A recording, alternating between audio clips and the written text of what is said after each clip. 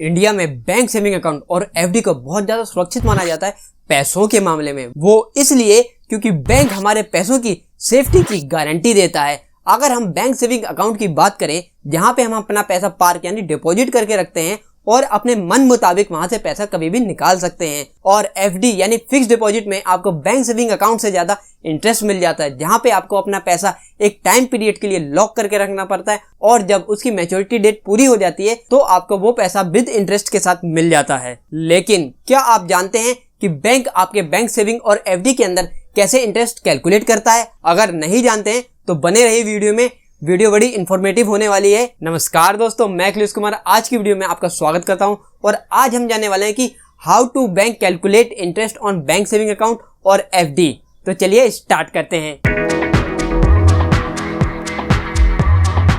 Friends, सबसे पहले हम जान लेते हैं कि बैंक सेविंग अकाउंट में इंटरेस्ट कैसे कैलकुलेट होता है अकॉर्डिंग टू आरबीआई यानी रिजर्व बैंक के गाइडलाइन के मुताबिक, जो हमें बताती है कि आपके बैंक अकाउंट में एंड ऑफ द डे जितना अमाउंट है उस पे आपको उस दिन का इंटरेस्ट मिलेगा। इसका फॉर्मूला होता है daily balance multiply rate of interest divided by 100 multiply जितने दिन यानी नंबर ऑफ द डेज जितने दिन आपने उस पैसे को बैंक में रखा डिवाइडेड बाय 365 डेज, तो आप उतने दिन का इंटरेस्ट कैलकुलेट कर पाएंगे। तो चलिए इसे और अच्छी तरह से समझने के लिए एक एग्जांपल लेते हैं और चलते हैं हमारे कंप्यूटर स्क्रीन पे। तो दोस्तों, यहाँ पे मैं एक महीने का अपने बैंक अकाउंट का अमाउंट पर इंटरेस्ट कैलकुलेट करके देखूंगा कि बैंक हमारे पैसों पे कितना इंटरेस्ट कैलकुलेट करती है विद फॉर्मूले के साथ। तो यहाँ पे आप देख सकते हैं कि 1 मई को हमारे अकाउंट में 1 लाख रुपए हैं और फिर हम 15 मई को उसमें से 20,000 रुपए विड्रॉ कर लेते हैं, तो हमारे पास आउटस्टैंडिंग अमाउंट 80,000 रुपए बच जाता है। उसके बाद हम 20 मई को उसमें 50,000 रुपए डिपॉजिट कर देते हैं,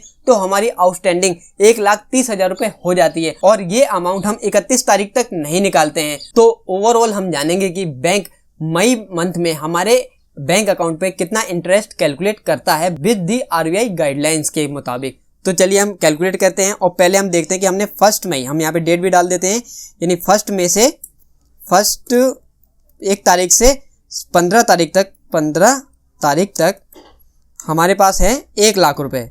तो मैं यहाँ पे टाइप कर देता हूँ 1 लाख रुपए, 1 लाख रुपए, ठीक है। पहले हम 15 दिन का इंटरेस्ट कैलकुलेट करते हैं। तो अब हम यहाँ पे फॉर्मूला पुट कर देते हैं और हमारा 1 लाख है, तो 1 lakh multiply by rate of interest यहाँ पे हम एज्यूम कर लेते हैं, हमें 3% बैंक सेविंग पे इंटरेस्ट मिल जाता है, तो 3 यहाँ पे कर देते हैं और डिवाइडेड बाय करना है हमें 100। उसके बाद हम करते हैं इनटू, और हमने कितने दिन के लिए अमाउंट ये रखा? 15 दिन के लिए हमने 1 लाख रुपए अपने बैंक अकाउंट में रखा, तो हम यहाँ पे 15 करेंगे, 15 डिवाइडेड बाय 365 और ब्रैकेट क्लोज, और अब मैं एंटर कर देता हूं तो हमें 15 दिन में 123.28 रुपए का इंटरेस्ट गेन हुआ। और उसके बाद हम देखेंगे कि 15 से 20 मई तक हमें कितना इंटरेस्ट गेन हुआ। तो आप देख सकते हैं कि हम 15 तारीख से लेंगे, 15 से 20 तारीख तक हमने किया, तो ये डेज हो जाते हैं हमारे 5 दिन, और 5 दिन के लिए हमारे पास 80,000 रुपए थे। तो यहाँ पे मैं टाइप कर देता हूँ 80,000 रुपए, 80,000। तो यहाँ पे मैं दोबारा फॉर्मूला पुट कर देता हूँ और यहाँ पे 80,000 इंटू रेट ऑफ इंटरेस्ट हमने 3 लिया था 3% का, तो 3 डिवाइडेड बाय 100। उसके बाद हमें दोबारा इंटू करना है और कितने दिन के लिए था यहाँ पे हमारे पास, यानी 5 दिन के लिए, तो 5 डिवाइडेड बाय 365 डेज। तो मैं ब्रैकेट क्लोज कर देता हूँ और एंटर कर देता हूँ। तो आप देख सकते हैं कि हमने 5 दिन में 80,000 रुपए के ऊपर 32.87 रुपए का इंटरेस्ट जनरेट किया। तो फाइनली हम जान लेते हैं कि 20 मई से 31 मई तक हमने कितना इंटरेस्ट जनरेट किया अपने कैपिटल के ऊपर। तो हमने देख सकते हैं कि हमने 20 तारीख को इसके अंदर 50,000 रुपए और ऐड कर दिए थे, तो हमारी कैपिटल 1,30,000 रुपए हो गई थी। तो यहाँ पे मैं टाइप कर देता हूँ, हमने 20 तारीख से 31 तारीख तक, ठीक है दोस्तों, 31 तारीख तक 1,30,000 हमने अपने बैंक सेविंग अकाउंट में डिपॉजिट करके रखे। तो यहाँ पे टाइप कर देता हूँ मैं 1,30,000, ठीक है। और यहाँ पे हम फॉर्मूला पुट कर देते हैं जो हमें करना है, हमें लेना है। तो यहाँ पे हमें लेना अपना डेली बैलेंस, उसके बाद हम मल्टीप्लाई कर देते हैं, हमने रेट ऑफ इंटरेस्ट अज्यूम किया था 3% का, 3 कर देते हैं 3 और डिवाइडेड बाय कर देते हैं 100। फिर हमें मल्टीप्लाई करना है और हमने कितने दिन के लिए यहाँ पे रखा, यहाँ पे आप देख सकते हैं 20 से 31 यानी 11 दिन के लिए हमने 1,30,000 रुपए अपने बैंक अकाउंट में रखे। तो 11 डिवाइडेड बाय 365 और मैं ब्रैकेट क्लोज कर देता हूं और एंटर कर देता हूं। तो आप देख सकते हैं कि हमने 11 दिन के अंदर अपने 117.53 पैसे रुपए इंटरेस्ट जनरेट किए। तो अब मैं इसको टोटल कर देता हूं, तो हमारे पास पूरे मंथ का इंटरेस्ट निकल के आ जाएगा कि हमने पूरे मंथ में बैंक सेविंग अकाउंट से कितना इंटरेस्ट कमाया। तो यहाँ पे मैं कैलकुलेट कर लेता हूँ और यहाँ पे मैं लिखता हूँ सम ब्रैकेट और मैं इन तीनों को ऐड कर देता हूं। तो दोस्तों यहाँ पे आप देख सकते हैं कि मई मंथ के अंदर हमने अपने बैंक सेविंग अकाउंट से 273.69 रुपए का इंटरेस्ट कमाया है। तो आप इस तरीके से जान सकते हैं कि बैंक आपके बैंक सेविंग अकाउंट पे कैसे इंटरेस्ट कैलकुलेट करता है। दोस्तों अब आप सोच रहे होंगे कि ये इंटरेस्ट आपको कैसे कब मिलेगा और कैसे मिलेगा। ये आपके बैंक पॉलिसी के ऊपर डिपेंड करता है। कोई बैंक इसे हाफ ईयरली देता है, कोई बैंक इसे क्वार्टरली भी देता है। तो ये आपको आपके बैंक से पता चलेगा कि ये इंटरेस्ट आपके बैंक अकाउंट में कब कब क्रेडिट होता है। तो दोस्तों अब जान लेते हैं कि एफडी यानी फिक्स्ड डिपॉजिट के अंदर बैंक इंटरेस्ट कैसे कैलकुलेट करता है। सपोज आपने 1 लाख रुपए 1 साल के लिए बैंक एफडी के अंदर डिपॉजिट कराए हैं।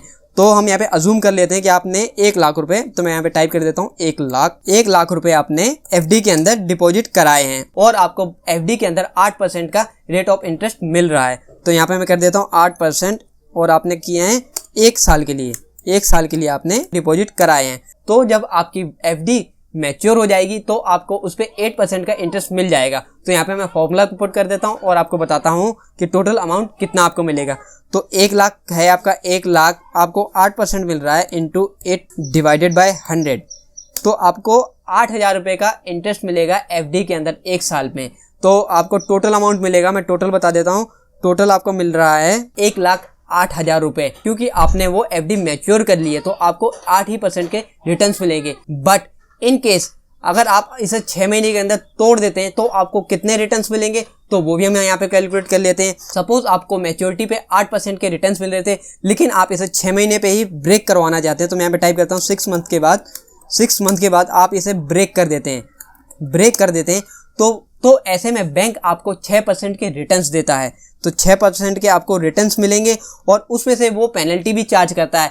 0.5% की पेनल्टी भी आप पे लगाता है, क्योंकि आपने वो पैसा मैच्योरिटी से पहले विड्रॉ कर लिया है। अब यानी आपने अपनी एफडी तोड़ दी है। तो ओवरऑल आपको 5.5% रिटर्न्स मिलेंगे आपकी एफडी ब्रेक करने पे। तो यहाँ पे मैं वो भी अमाउंट आपको कैलकुलेट करके बता देता हूँ कि आपको टोटल कितना अमाउंट मिलेगा। तो यहाँ पे मैं कैलकुलेट करता हूँ। हमने 1 लाख रुपए डिपॉजिट किए थे और हमने उसे 6 महीने में तोड़ दिया, तो हमें मिलेंगे टोटल रिटर्न्स 5.5 डिवाइडेड बाय 100। तो आपको 5,500 रुपये रिटर्न्स मिलेंगे अपनी अमाउंट के ऊपर, क्योंकि आपने एफडी टाइम से पहले ब्रेक करवा दी है। तो आपको इस केस में टोटल अमाउंट मिलेगा 1 लाख रुपए आपका कैपिटल हो गया, वो सिक्योर है, और प्लस आपको रिटर्न्स मिले हैं 5,500। तो आप यहाँ पे देख सकते हैं कि आपको 1,05,500 रुपये ही मिले हैं। वो इसलिए क्योंकि आपने एफडी वक्त से पहले तोड़ दी है, उसे ब्रेक कर दिया उसकी मैच्योरिटी से पहले। अगर आपकी एफडी मैच्योर हो जाती तो आपको 8% के रिटर्न्स मिलते, लेकिन आपने उसे बीच में ही तोड़ दिया तो आपको पेनल्टी भी पे करनी पड़ी और आपके रिटर्न्स भी घट गए, जो हो गए हैं 5.5% के। इसलिए आपको इसमें घट के रिटर्न्स मिले हैं। तो इस तरीके से बैंक आपकी फिक्स्ड डिपॉजिट पर इंटरेस्ट कैलकुलेट करता है और आपको वो पे करता है। तो हमने जाना है कि बैंक हमारी बैंक सेविंग अकाउंट और एफडी पर कैसे इंटरेस्ट कैलकुलेट करता है विद आरबीआई रूल्स के अकॉर्डिंग। इस वीडियो से आपको बहुत कुछ सीखने को मिला होगा कि बैंक आपके बैंक सेविंग अकाउंट पे कैसे इंटरेस्ट कैलकुलेट करता है और एफडी पे। आई होप दोस्तों आपको वीडियो पसंद आई होगी, तो लाइक करें। अगर चैनल पे पहली बार आए हैं तो सब्सक्राइब करना ना भूलें। अगर वीडियो और चैनल के रिगार्डिंग आपके मन में कोई सुझाव हो तो कमेंट बॉक्स में जरूर बताएं। तो मिलते हैं नेक्स्ट वीडियो में, तब तक सीखते रहिए, आगे बढ़ते रहिए और यूं ही मुस्कुराते रहिए।